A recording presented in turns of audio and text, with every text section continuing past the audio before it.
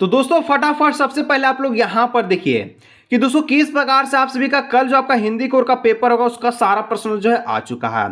तो दोस्तों यदि आप लोग भी क्लास 12 के विद्यार्थी और कल आप सभी का जो है 2 बजे हिंदी कोर का दोस्तों पेपर होने वाला, तो दोस्तों आज की इस वीडियो के माध्यम से हम लोग जो कल जो आपका हिंदी कोर का पेपर होगा 2 बजे, ठीक है, इसका दोस्तों हम लोग जो है 30 MCQ क्वेश्चंस को आज की इस वीडियो में फटाफट सोल्व करने वाले हैं।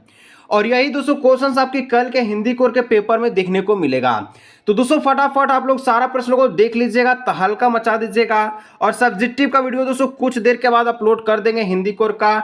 चैनल को आप लोग सब्सक्राइब कर लीजिएगा यदि आप लोग पहली बार आए हैं तो। अब हम लोग जो 30 MCQ क्वेश्चंस को देखेंगे जो आपका एग्जाम में है। चलिए हम लोग फटाफट से सारा प्रश्न को सोल्व करते हैं।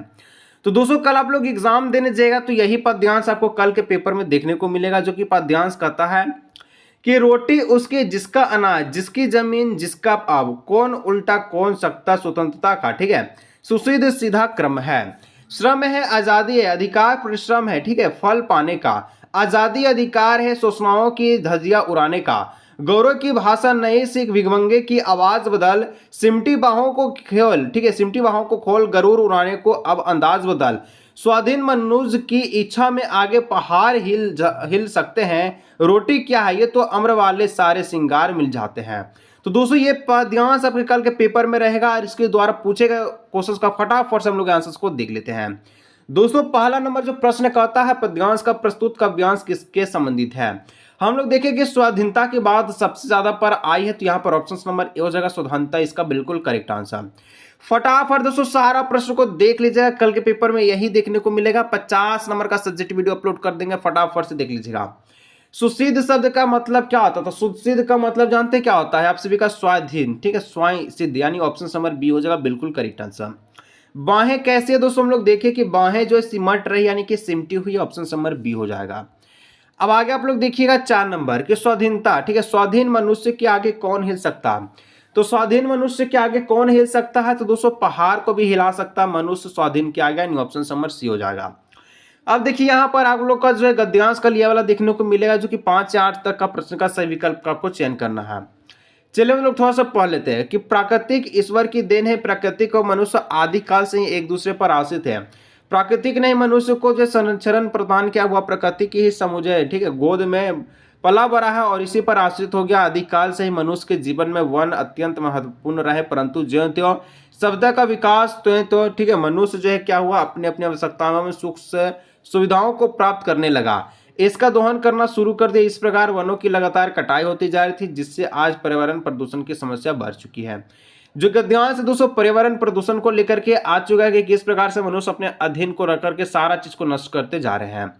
और ये जो है आदिकाल के मनुष्य की बात की जा रही है, जो महानताओं को जान दिया जाता है प्राचीन, ठीक है, संपूर्ण प्राचीन भारतीय कला संस्कृति में पर्यावरण के प्रति विश्व सृष्टि मिलती है। पाचन तंत्र, ठीक है, जातक कथाएं जो है पौराणिक साहित्य एवं दोस्तों आपसी का पर्यावरण और मानव के संबंध में गंभीर ज्ञान का सागर है। तो चलिए फटाफट हम लोग गद्यांश को देख लीजिए, आप इसके द्वारा पूछेगा फटाफट सारे प्रश्न को देख लेते हैं कि मनुष्य कब से एक दूसरे पर आश्रित है। तो हम लोग देखें कि आदिकाल से आश्रित है, यानी ऑप्शन नंबर सी हो जाएगा करेक्ट आंसर। फटाफट दोस्तों सारा प्रश्न को देख लीजिएगा। 6 नंबर आपसे कहता है कि वनों की महत्ता, ठीक है, महत्ता कब पता चलता है। वन के यानी कि जंगल का महत्व कब पता चलता है। तो दोस्तों पता कब चला, तो ये आपका आदिकाल से ही पता चल रहा है वन किस प्रकार से उपयोगी है।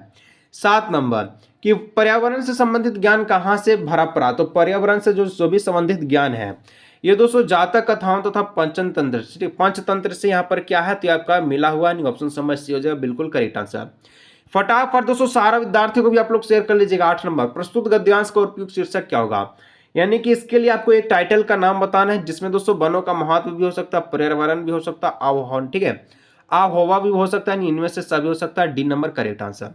जो टिक मारे यही आपको करना है। इसके बाद दोस्तों आपका व्याकरण का प्रश्न स्टार्ट हो चुका है, फटाफट सारा प्रश्न को देख लीजिए। 9 नंबर रचनात्मक, ठीक है, को किससे पोषित किया जाता है। तो दोस्तों ये किससे पोषित किया जाता है, तो आप सभी का जो है शिक्षा से भी प्रशिक्षण से भी, यानी ऑप्शन नंबर सी हो जाएगा ए बी दोनों से, ठीक है। और यहाँ पर आप सभी का जब ए बी दोनों है तो इसको आप लोग डी मान लीजिएगा, इनमें से सभी। अब देखिए 10 नंबर कि सर्वप्रथम मुद्रण की शुरुआत कहाँ से हुई, तो आपका चीन से हुआ, यानी ऑप्शन नंबर ए हो जाएगा। फटाफट से आप लोग देखते चलिएगा। 11 नंबर कि नई संचार भाषा को किसने जन्म दिया। तो नई संचार भाषा को जो जन्म दिया है ये कौन दिया है, तो आपका विज्ञान और प्रौद्योगिकी ने, ऑप्शन नंबर ए हो जाएगा। अब देखिए 12 नंबर कहता है कि विचारों के आदान प्रदान का सबसे प्राचीन तरीका कौन है, यानी कि विचार जो आपका आदान प्रदान हो रहा है सबसे प्राचीन तरीका, सबसे पुराना तरीका आपका पत्राचार है, आधुनिक आपका इंटरनेट है, यानी ऑप्शन नंबर डी हो जाएगा। 13 नंबर कि पत्रकारिता के विकास में कौन से मूल प्रभाव से सक्रिय रहते हैं, यानी कि पत्रकारिता जब होता है इसमें कौन सा मूल जो है हमेशा उत्पन्न होता है, हमेशा सक्रिय होता है, तो यह आप सभी का कौन होता है, जिज्ञासा, जानने की चाह को, यानी ऑप्शन नंबर डी। फीचर के दोस्तों, फीचर में तत्वों की प्रस्तुति का ढंग क्या होता है, तो फीचर में जो तत्व है इसके प्रस्तुति का ढंग कैसा होगा, तो मनोरंजक होगा, यानी ऑप्शन नंबर ए हो जाएगा। 15 अपने से बड़ों के संबोधन पत्र में क्या लिखा जाता है, तो हम लोग जानते हैं पिताजी को पत्र लिखते हैं जो कि अपने से बड़े हैं, तो हम लोग कहते हैं कि पूज्य पिताजी सादर प्रणाम, यानी कि हम लोग कहेंगे ऑप्शन नंबर ए इसका बिल्कुल सही आंसर हो जाएगा। अब देखिए 16 समाचार पत्र की आत्मा कहाँ होती है, तो समाचार पत्र की जो आत्मा है ये कहाँ पर होती है, तो ये दोस्तों आप सभी का जो संपादकीय के पृष्ठ में होती है, जो कि उसको पढ़ने से आपको पता चल जाता है। 17 नंबर का जो प्रश्न है कि रिपोर्ट प्रस्तुतिकरण की प्रक्रिया क्या कहलाती है, जिनकी जो रिपोर्ट करती है इसको हम लोग क्या कहते हैं, रिपोर्टिंग कहते हैं, ऑप्शन नंबर बी।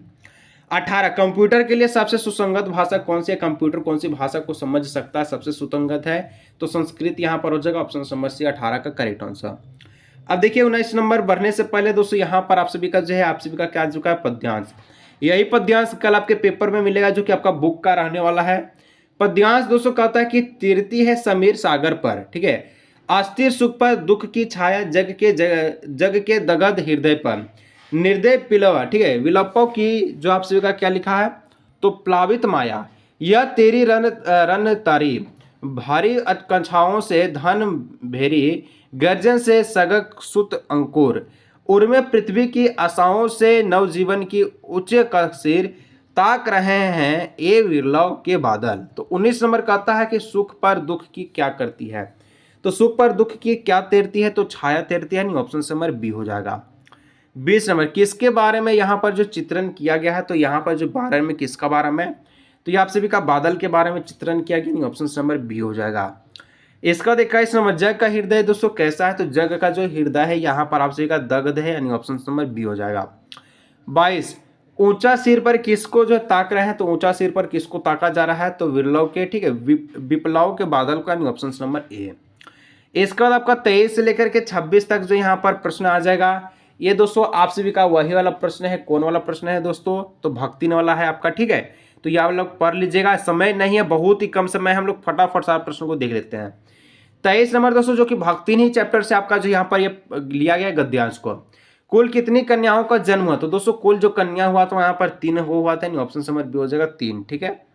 सास और जेठानियाँ क्या जो है बिचार रही थी, तो सास और जेठानियाँ क्या बिचार रही थी, तो दोस्तों ये जो बिचार रही थी यहाँ पर क्या बिचार रही थी, ओट को, ठीक है, ओट को। ओट ऑप्शन में नहीं है तो ऑप्शन नंबर डी को आप लोग करेंगे, इनमें से सभी है। अब 25 सांस कितने कमाऊ वीरों की विधात्री थी, तो दोस्तों आप सभी का 3, यानी ऑप्शन नंबर डी हो जाएगा।